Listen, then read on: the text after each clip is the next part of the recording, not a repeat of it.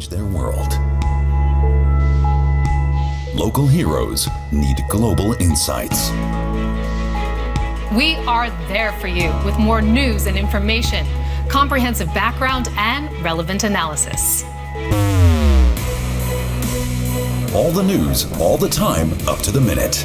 Plus, all the latest trends in business, culture, and sports. DW Global Insights broadcast from Germany. With continuous coverage of key stories from Europe and the world, mixed with a wide range of programs. DW has been the trusted source of news and information for more than 60 years.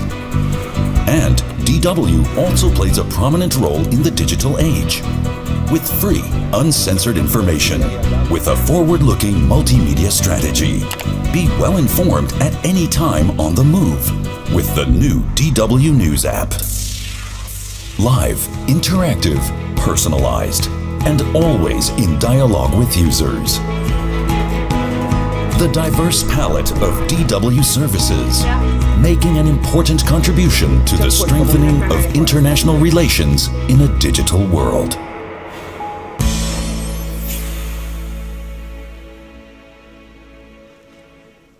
Ladies and gentlemen, please welcome your host, Brian Thomas.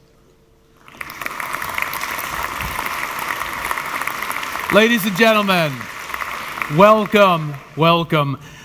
Distinguished guests, distinguished speakers, welcome to the 2015 Global Media Forum. This year, dedicated to bringing you thoughtful insights and great speakers on the topic of foreign policy and global media in the modern era. And not only that, you might have noticed here this red buzzer.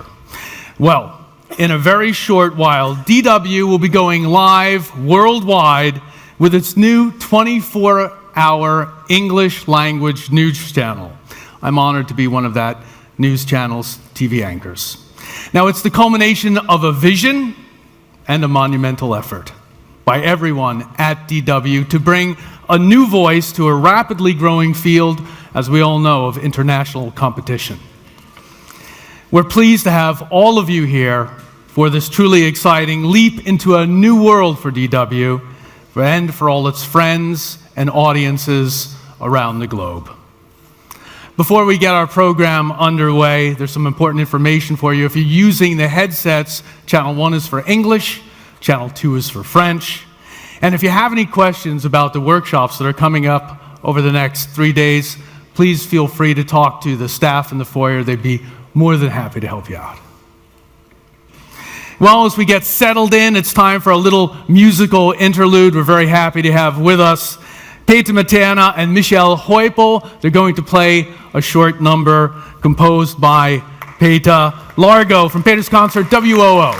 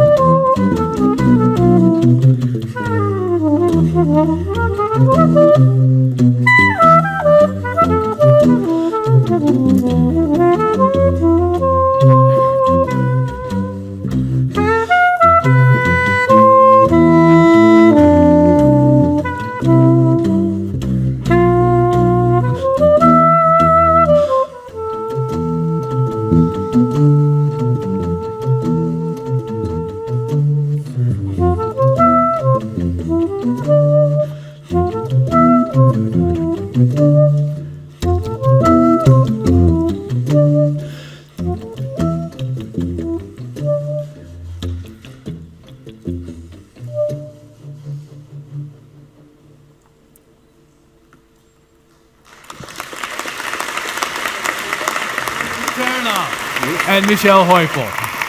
Thank you very much. That was a Largo from WOO. Well, as we move closer to the official launch of DW's new flagship, I'd like to mention there's been a massive increase in the amount of programming that's been produced in Berlin. Now, those shows are being produced with an expanded network of correspondents and with a new state-of-the-art TV studio, Studio 3.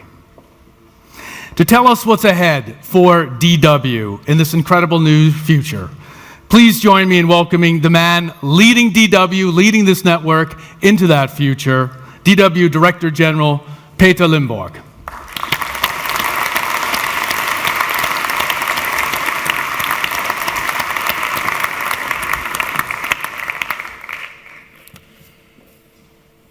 Frau Staatsministerin Professor Grütters, ich begrüße Sie ganz herzlich bei der DW zu Ihrem ersten Global Media Forum hier im alten Bonner Plenarsaal.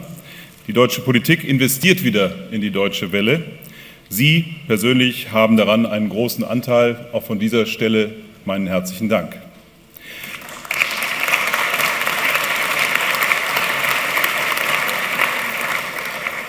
Ich freue mich auch sehr, dass Frau Staatsministerin Professor Böhmer bei uns ist, denn das Auswärtige Amt ist uns ein liebgewordener Partner und ein großer Unterstützer unserer Arbeit. Vielen Dank auch an Sie.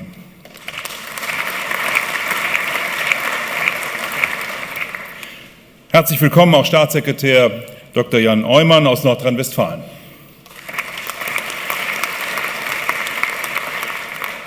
Ich begrüße ganz herzlich unsere Gremienvorsitzenden, Prälat Dr. Jüsten, Peter Klever, schön, dass Sie da sind.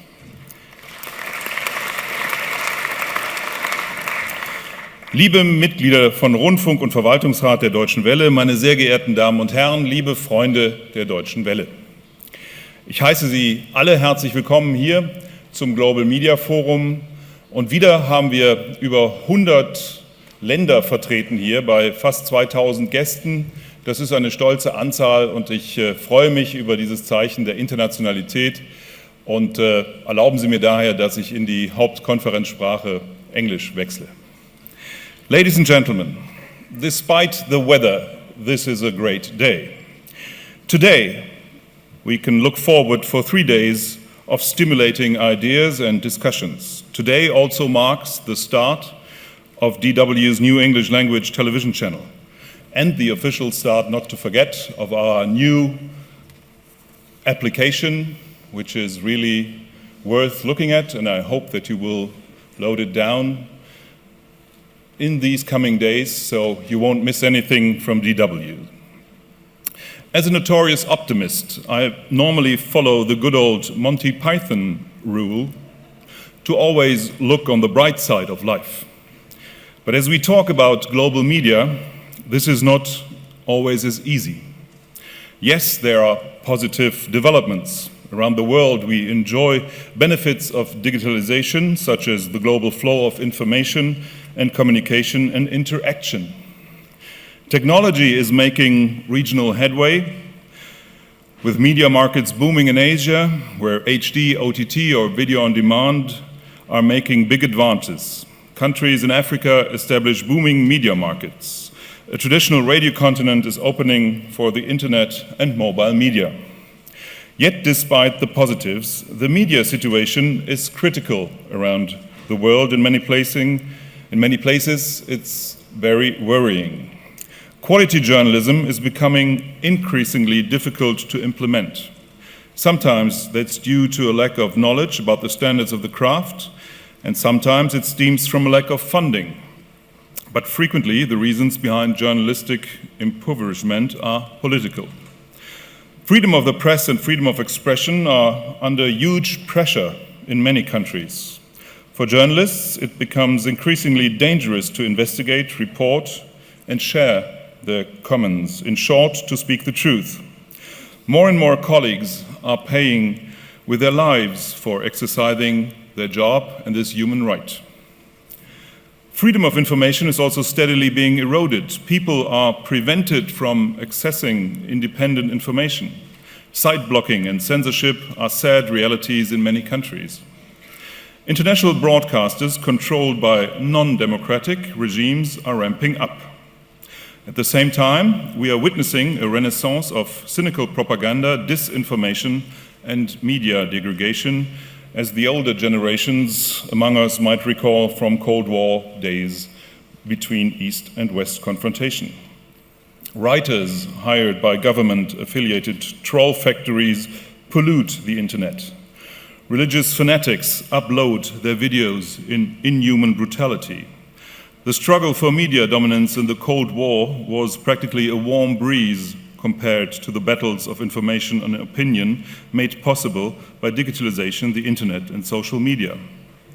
Even Germany is not an island of media bliss. That's evident in the non-word Lügenpresse currently making the rounds in some circles. It translates as liar press. It expresses the loss of confidence some people feel towards the media, even here in Germany too.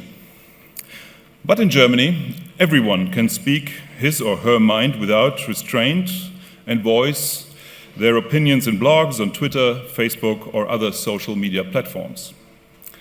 This distinguishes us from many other countries where bloggers, journalists, and other advocates of free speech have to fear for their lives.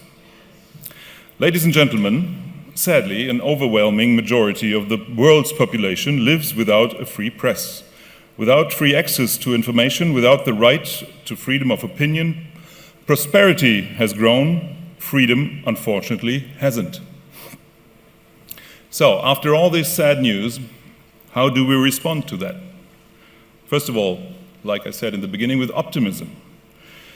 And also, I think here from the Global Media Forum, we are sending out a clear signal to the world that we fully defend media freedom and security. Deutsche Welle's Freedom of Speech Award, honoring Saudi Arabian blogger Raif Badawi, proves that commitment. Badawi is synonymous with everyone being held in custody and suffering for expressing their opinions. Secondly, it's important for media professionals around the world to work closely with one another. DW has more than 4,000 partners.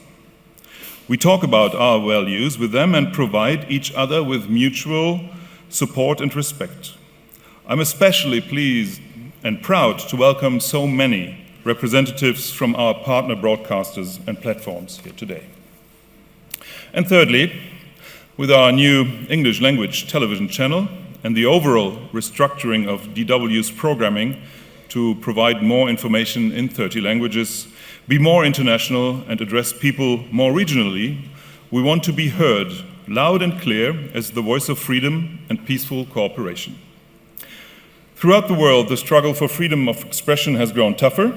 As a democratic nation in the heart of Europe, we want European values to be more widely perceptible. The launch of our English TV service is an important step in that direction. Ladies and gentlemen, like you, I'm looking forward to an interesting Congress, to meet interesting people and discuss fascinating topics. And I wish you good debates, many new ideas, and also, despite the weather, a lot of fun with the Global Media Forum. Thank you.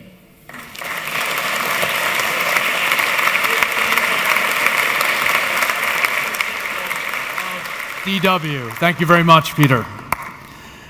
Well, along with news, Deutsche Welle for 60 years now has been very closely associated with culture for millions of people around the world. Whether it's the red carpet in the Berlinale, Wagner in Bayreuth, or Rockin' and Wacken, DW is there. And the new flagship has even more culture in store for lovers of culture and expanded coverage inside the 24-hour news program, making culture an integral part of DW's new programming. With that in mind, it is a very great honor to welcome our keynote speaker, Professor Monika Grütters, Germany's Commissioner for Culture and media. Let's give her a very warm welcome, please.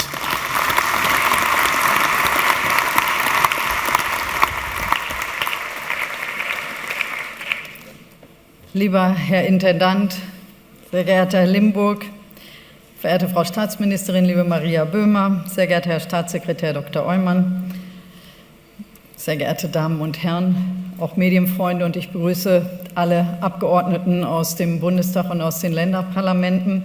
Es schmeichelt mir ja sehr, dass die Deutsche Welle mir zutraut, die drei im offiziellen Titel meiner Rede genannten politischen Schwerpunkte the three political priorities, media policy, foreign policy and digitization, to represent all that in a time window of 10 minutes and in a way that does not make the audience feel exhausted about the topic. Like Winston Churchill said, and I realize that this broad field, well, I'm not the only person to present that topic. State Minister Böhmer is also here to represent Federal Foreign Affairs, and Günther Oettinger is going to speak about media policy in his capacity as a Commissioner for Digital Economy. I would therefore just like to make some remarks. Let me speak of Florian Mingert, an artist. A year ago, in December 2013, 1.5 years ago, he received a letter by the police headquarters stating that he had violated the confidentiality of the privacy of the word. His microphones were hanging in the Black Forest and elsewhere at places where people felt unheard and unobserved. And he published forest protocols, as he called it, and that was the title of an artistic project which he published on his website. The aim was to raise attention for the fact that people in the digital age, there's no space of privacy, of absolute privacy anymore. And the answer of the digital world was police investigations. Somebody had sued him because he felt that his privacy had been violated. We could think that this is understandable, but it is also a reaction that shows the gap between analog and digital world, and the conflict between our attitudes as a user of the internet and as a citizen of a bureaucratic state that is governed by the rule of law. Online, meaning the internet, we can't guarantee that anything that we Google, any term that we enter, is dealt with confidentiality, that our privacy is guaranteed. But offline, in the forest, we think that it's strange when we are faced with one single microphone. As a user, we accept that our privacy is violated, and we take that for granted. But as a citizen of an analog world, we defend ourselves ferociously against that. In the digital life, we waive rights we think are fundamental rights and defend them when offline. Digital erosion of democratic fundamental rights. Stating this artist is in good company. International spearheads of debates of that kind is someone who was awarded the Peace Award of the German publishing trade, authors like Mr. Eggers, who published The Circle from the Path to Digital Totalism, and former entrepreneurs of the Silicon Valley like Andrew Keen, who in his book published in German this year, The Digital Disaster, admonishes the dangers of the digital economy.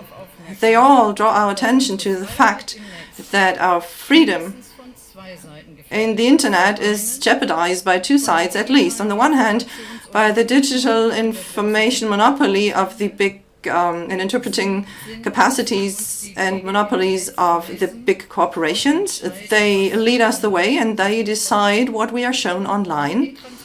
according to intransparent rules and criteria. And on the other hand, there's the danger by the tutelage, the digital tutelage, that is linked to us handing over private data voluntarily for the sake of a more efficient and allegedly better life. So there are less and less spaces in our life that are protected against the public eye. But in order to mention again the forest protocols I mentioned at the outset, those who have to be afraid of microphones being present in the forest behave differently than somebody who thinks that he or she is in a protected space. Democratization of the digital arena, the imposition of fundamental democratic rights in the internet, from my point of view, that is the fundamental political challenge in our digital age in society. The values we think are constitutive for our democracy in the analog world have to be preserved in the digital world and have to be defended there. And this results in a political and also cultural and media policy task. As a state minister for the media and culture, I think it's very important that, considering what is feasible from a technological point of view and taking into account the market powers, it is essential that our privacy is still a priority. Let me illustrate this with two examples. We need a modern author right, intellectual property right. You have to be able to live by your intellectual work, and this doesn't mean just to be able to survive, but these people have to be paid in accordance with their intellectual and artistic work. On that note, I'm in favor of an adaptation of the intellectual property right as submitted as a draft act, and I submitted a proposal after the meeting of the corresponding committee in the EU, and I confronted different topics, and I was also in agreement with the Minister of Law, of Justice. Secondly, we need fair competition and protection from market power. Data monopolies are monopolies of interpretation, and they turn into opinion monopolies easily. This is why at Google, with a more than 90% of market share in Europe and in Germany, I consider this as very critical. Finding content in Google is a criterion for publicistic and economic success. And a fair competition is something totally different. And fair competition is a prerequisite for any kind of market of opinion which we use to evoke. And this is why I'm in favor that the EU Commission, more consistently than in the past, has faced that question, and in the current antitrust proceedings against Google has announced a more rigid position. In order to preserve the competition mechanisms and in order to guarantee the pluralism of the media, in the commission of the federal government and the lender I coordinate, this is precisely the topic we want to deal with. Ladies and gentlemen, the most important instances of democratic control are the independent media. This is why media quality and diversity are essential in the digital age. And luckily, there are media companies, director generals, etc., who search for rules with all their might in order to maintain quality and diversity in the media and to safeguard the freedom of the press in the world. Deutsche Welle makes a very important contribution, has made a contribution for more than 60 years, and against the backdrop of a large number of crises. And in spite of massive Russian non-information in the Baltic state, the work of Deutsche Welle is more important than ever before. We are lucky to have you. Deutsche Welle represents freedom of the press, human rights, democracy, and last but not least, it represents a societal model that is so attractive that it serves as an orientation for the market economy. It's an ambassador of our democratic rule of law, particularly in regions of crisis and in states that are governed in an authoritarian way. It's like a link to the free world for many people. And this is why we increased our subsidies to Deutsche Welle above the necessary and more. And I'm pleased that the English-speaking program DW News is launched today, which in future will provide many people with independent and objective news. This brings me to the conclusion, and it brings me to the international arena of foreign policy. And I would like to conclude by using Otto von Bismarck's words, who gave us some iron diplomatic rules as a legacy. And he said, if you say that you agree in principle to something, this means that you don't have the slightest intention to implement something in practice.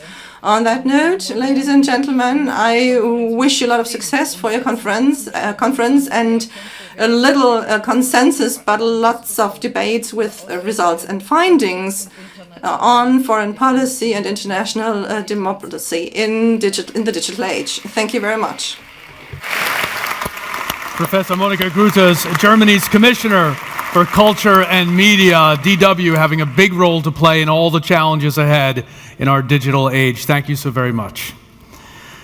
Our next speaker has spent much of her long professional career working to help culture, promote culture, and education, not only here in Germany, but around the world as well.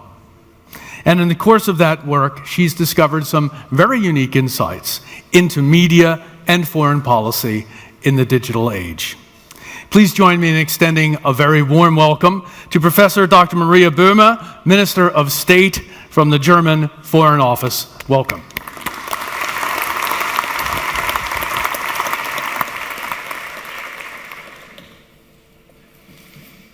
Sehr geehrter Herr Intendant Peter Limburg, General Peter Limburg, dear colleagues, Minister of State Monika Grütters, Secretary of State Böhmer, ladies and gentlemen.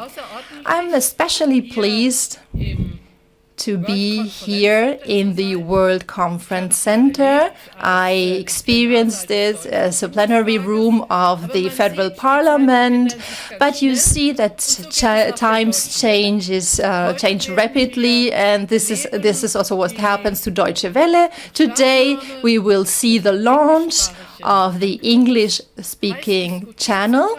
It has been discussed very much among us, but I think in this era is absolutely necessary in order to proceed and to reach more and more people across the world. This 8th Global Media Forum will also focus across another development, and this is the digitalization in the media world and also in foreign policy. And now I'd like to switch over to English. 2014, I visited the CERN Nuclear Research Center near Geneva. At CERN, we recall the invention of the World Wide Web more than 20 years ago. It all began when a member of the CERN staff wanted to optimize the internal transmission of information. He presented a proposal, which his boss described as vague but exciting. Today, the Internet is the information and communication platform for people throughout the world. 2.7 billion people regularly surf the net. That represents about 40% of the global population. Facebook, Google, YouTube define our everyday digital lives. They make it easier for us to communicate, obtain information, and engage in social networking. There are, however, downsides. What about the vast quantities of data collected by certain leading companies? What about data protection and online security? These were already burning issues long before the recent hacking attack on the Bundestag. That leads me to the following question. What impact has the increasing digitization of our lives on the media and foreign policy? Was it not the social media that had to trigger and accelerate the Arab Spring?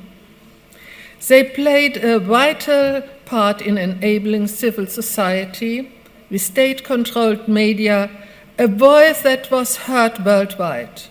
So the social media, civil societies demonstrated for a fundamental democratic principle, namely freedom of the press and freedom of information.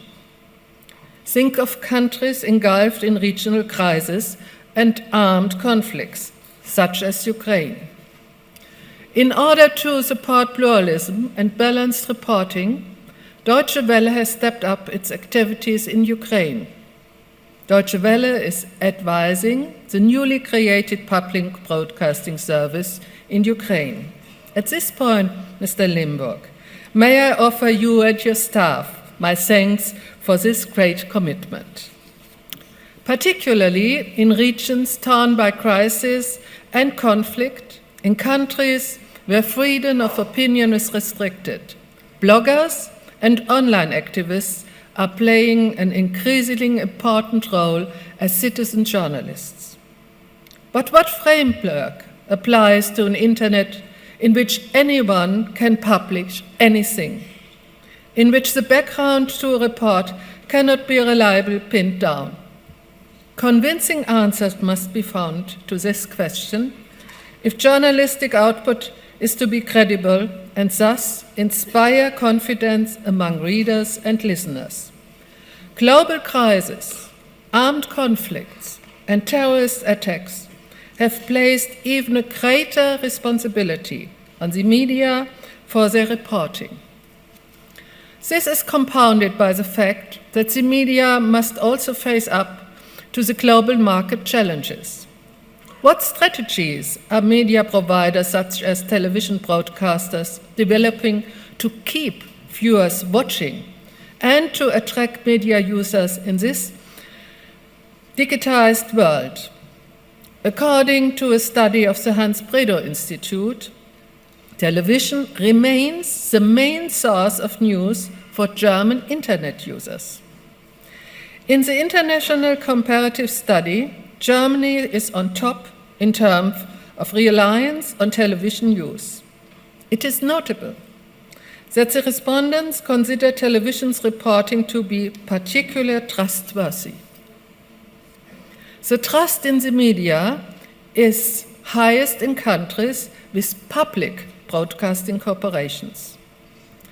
With regard to news programs, broadcasters must likewise adapt to new usage habits created by the internet. Deutsche Welle has been able to broaden its range of services through improvements in content and distribution. Whereas 86 million people a week use the TV, radio, and online services provided by Deutsche Welle in 2009, this weekly figure had risen to no fewer than 101 million by 2012. And your new Breaking World app is keeping users in touch with the latest news and information on major issues. Changing using patterns are affecting not only Deutsche Welle, but all other broadcasters too. As a long-standing member of the ZDF Television Council, I am watching current developments with interest. One example of adaptation to changing user habits is a new ZDF news program Heute Plus, which is geared to online users. A key role is played by the social networks, in which breaking news are discussed with users at an early stage. Whoever the broadcasters, one thing is clear: The precondition of any successful new programs is quality. Only those who enjoy their users' trust can continue to survive in the digital age.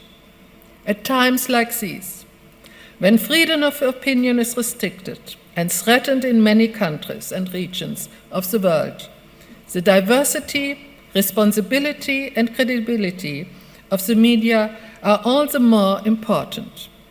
I therefore wish you an inspiring exchange of views at the Global Media Forum. Thank you very much.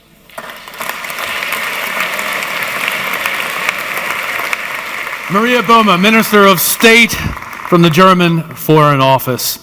Well, thank you very much, Doctor. You can't talk about a global media forum like this one in the state of North Rhine-Westphalia without mentioning that this state is a German export powerhouse for technology, innovation, and of course, media. Many here like to see North Rhine-Westphalia as a kind of California, although I'm sure the Bavarians might disagree with that. Our next speaker has spent much of his professional career moving North Rhine-Westphalia ahead, especially its media sector, moving it forward, not only in Germany, but on the international stage as well. Let's give a big welcome to Dr. Mark Young-Oyman. He's the State Secretary for Federal Affairs, Europe, and Media of North Rhine-Westphalia. Welcome.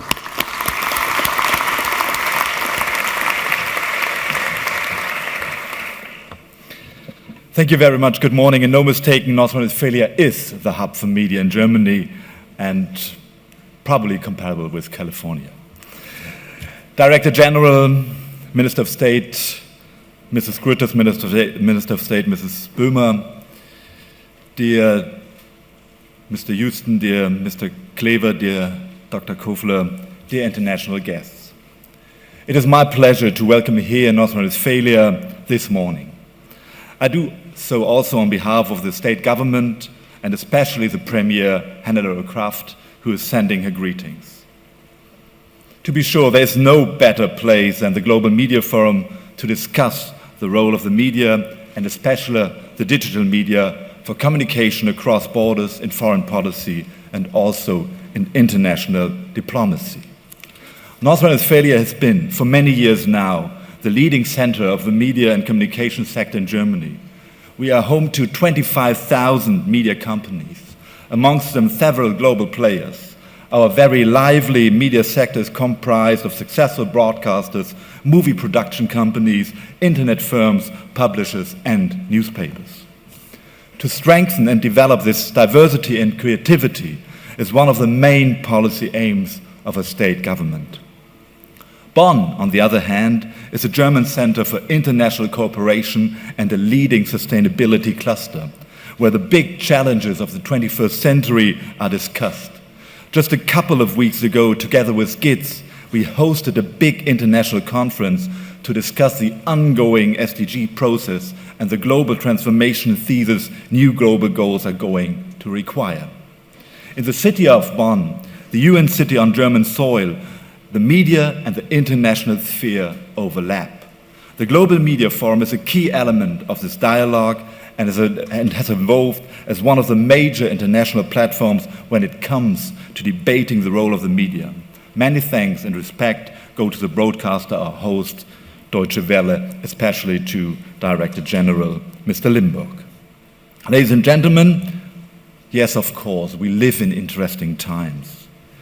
The invention of the personal computer and of the internet has changed the world fundamentally since the 1940s. The rapid changes we are witnessing today might be only comparable to the Industrial Revolution some 150 years ago. Bill Gates recently stated that the digitalization, and I quote, improved the world in just about every area you can think of. Amazing developments in communications, collaboration, and efficiencies. New kinds of entertainment and social media, access to information, and the ability to give a voice to people who would never have been heard. In the communication across borders, the growing relevance of digital media can hardly be overstated. They can serve as a counterbalance to government propaganda and censorship. And they can challenge the high ground that has been reserved to the conventional media for so long. It is therefore time to rethink the concept of audience, the concept of the public. And maybe it is time to get used to new venues for discourse. Who would argue with that? Whether the Arab Spring, Ukraine, or the Nepal earthquake, digital media had and still have a key role in those events or their aftermath. Organizing protest and resistance, providing different views of reality, mobilizing compassion, empathy, response to suffering, and so forth. I think it's fair to agree with Mr. Gates in his assessment. The digital revolution gave many people a voice who otherwise never would have been heard. On the other hand, it would be a little naive to proclaim what the Egyptian internet activist Ghonim said in 2011. If you want to liberate a society, just give them the internet. We all know that the web can be used to restrict freedom of speech. Network traffic can be blocked, manipulated, or otherwise tinkered with. Hoaxes, doctored images, and any sort of propaganda, Director General already mentioned this point, are part of this new digital world as are whistleblowing websites. I'm convinced that especially in the digital age, we still need professional journalism. We need those who have the skills to process, evaluate, and prioritize the flood of information, of messages and images. Their work is crucial, today more than ever, to the development of informed opinion. Deutsche Welle is such a stronghold of professional journalism and Germany's media ambassador with a huge role in introducing the people all over the world to German views and culture. Deutsche Welle stands for intercultural dialogue and, equally crucial, for independent journalism from places where full and critical reporting can be difficult, if not downright dangerous. And, let's face it, there are still far too many places like that. Reliable and current use reporting is therefore all the more important, and so I'm pretty excited and looking forward to the new DW news channel, which is going on air today in approximately 20 minutes.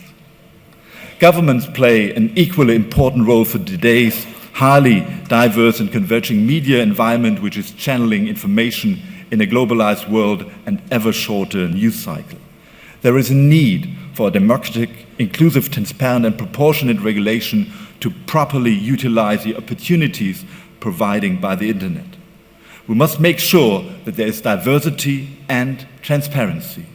To achieve this, the German states are working with the federal government, and Minister of State already mentioned this, to overhaul existing rules to take media convergence into account. Given that the global nature of media markets require some sort of international regulation, the states are making their voices also heard on the European level in the discussions on the digital single market, network policy, and net neutrality, as well as the TTIP free trade agreement. North Rhine-Westphalia too is thinking and acting globally. Ladies and gentlemen, I'm delighted that as part of an exciting and very busy program over the coming days, you will be discussing all these new ways and challenges of digital media and of political communication. I intend to follow this debate very closely. Let me wish you all a very successful conference, fruitful talks, and some networking, and I hope two things: that the message to the folks back home will be that going to Bonn for the Global Media Forum was well worth your while, and that the weather will be better. Thank you very much. Thank you very much to Dr. Marc-Jan Ooyman, State Secretary for Federal Affairs, Europe and Media, North Rhine-Westphalia, talking about the importance of diversity and transparency in this digital age. Well, there's an incredible amount of energy, resources, time, and talent that goes into making a new news channel. For our ceremonial speech, we're happy to be joined by a man that you could really call a channel launch expert, a pioneer in the world of making news channels. Among the channels he's launched or had a hand in launching, ProSieben, Kabel 1, N24. Let's give a big welcome to Georg Koffler with a warm round of applause.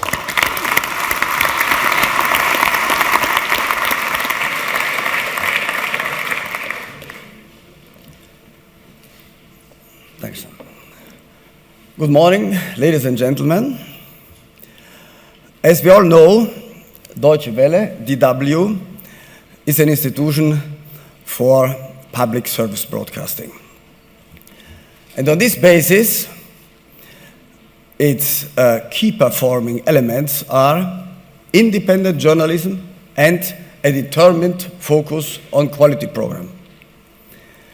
From now on, these ambitious commitments are also expressed with a new claim that you can read behind me on the wall, Made for Minds.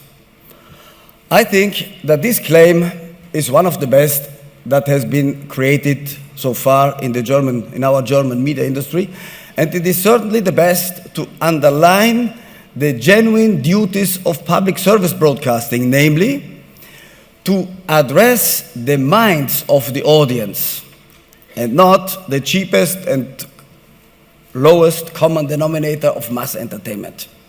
There is absolutely nothing to say against mass entertainment.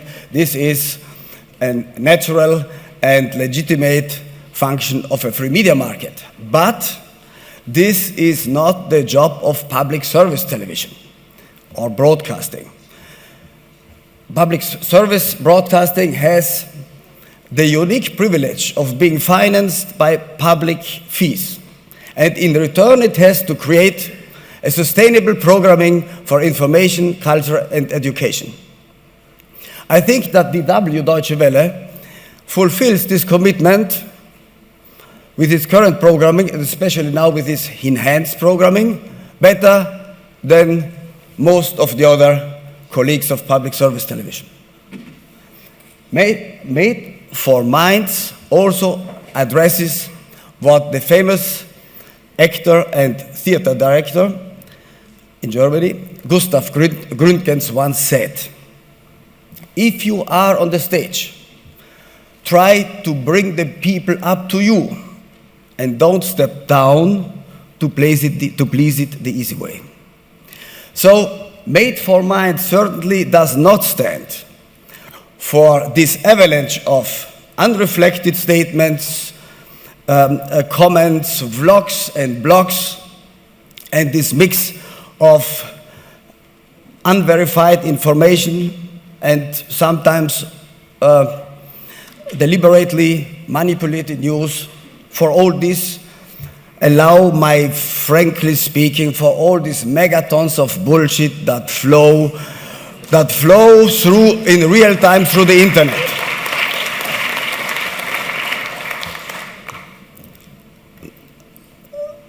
Now, I didn't expect this applause.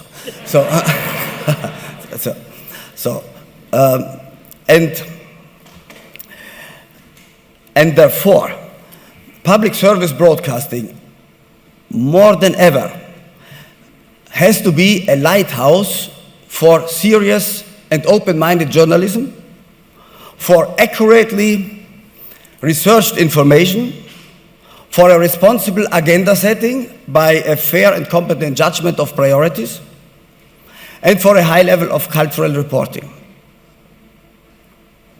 Made for Minds also reminds us the old but still valuable claim of Made in Germany. DW is a public service broadcaster made in Germany as a broadcasting voice in the world. And as you know, DW is not alone. There is a lot of competition out there.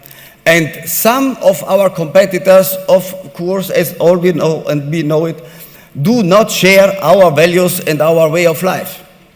So other states like Qatar, Russia, China, you name them, have geared up their state-owned broadcasting institutions to influence the public opinion on a worldwide scale.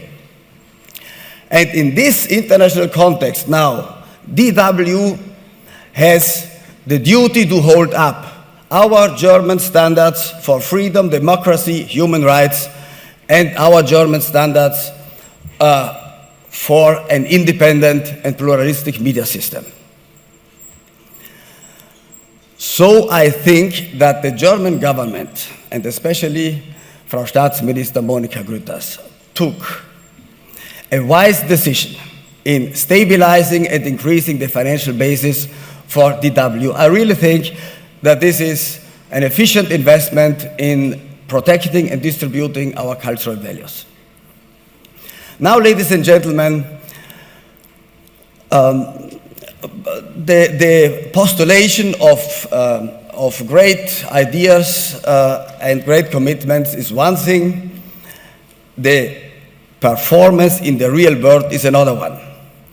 Now, DW is performing an impressive output of radio programming, television programming, and online programming, day by day.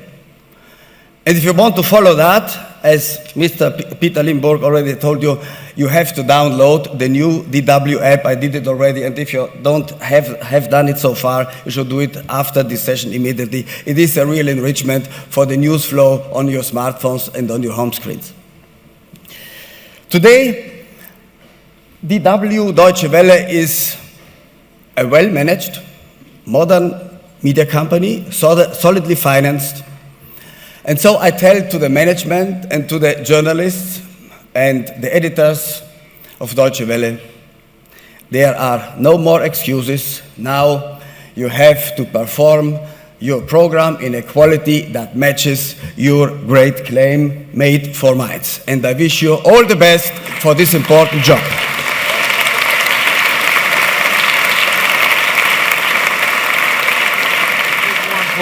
Georg Kuffler. The pressure's on public broadcasting after that to measure up in this international age. Well, as we wait for the countdown to begin, maybe we could get Director General Limburg and Commissioner Grütters to answer a few questions briefly before the clock starts running down and the buzzer begins.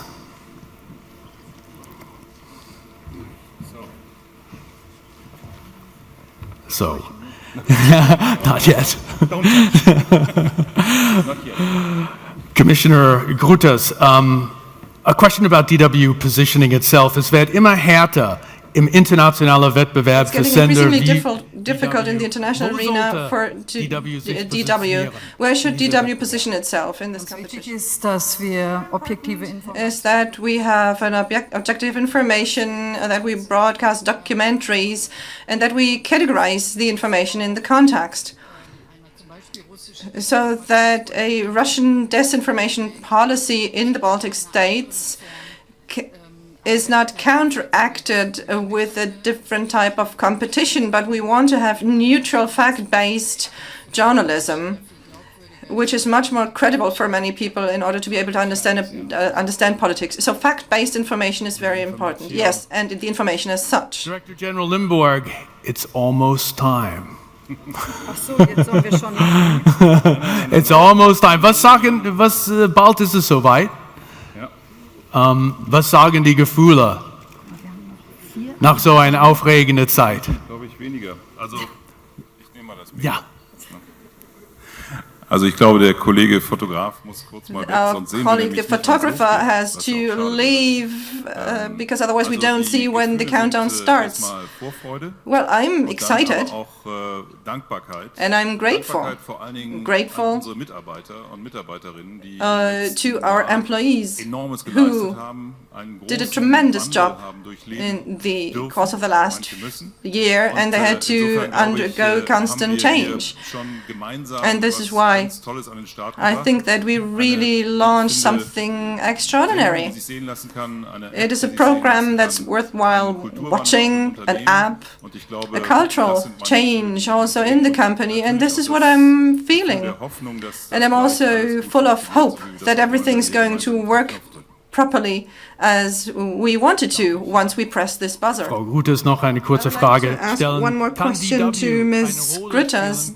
DW, can it play a role when it comes to promoting German culture in the world? Well, culture is a very important priority in Deutsche Welle, and it's very important when diplomacy and the policymakers reach their limits. And this is why we're going to apply a lot of culture when pressing this buzzer in a moment. Now. Ja, da haben wir es. Es ist so weit. DW's new international news channel.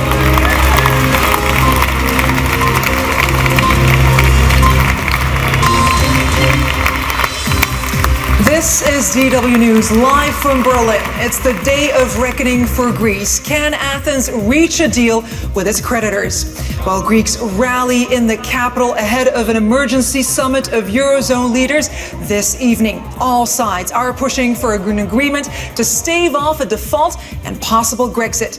Also coming up in the show, one of Al Jazeera's best-known journalists spends a second night in custody in Berlin.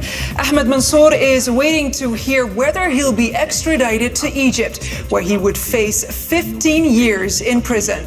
Was on target. And in women's soccer, Canada beats Switzerland to secure a place in the quarterfinals and keep the host World Cup party in full swing.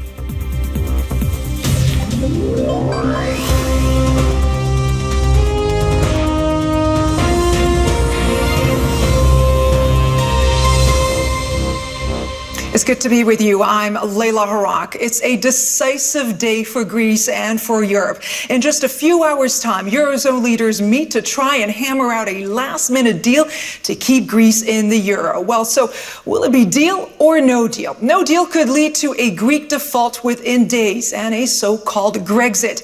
Ahead of the meeting, people in Athens have been making their feelings known on the street. It was a very European demonstration.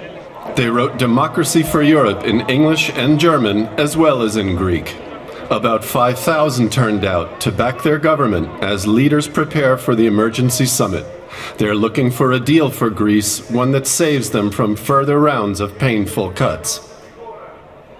I reckon that the Greek representatives will not submit, will not accept the blackmail. They will not return defeated with austerity measures in hand. That's why today's protest and the ones to come will show that the Greek people are standing by the Greek government, even if we don't get our way.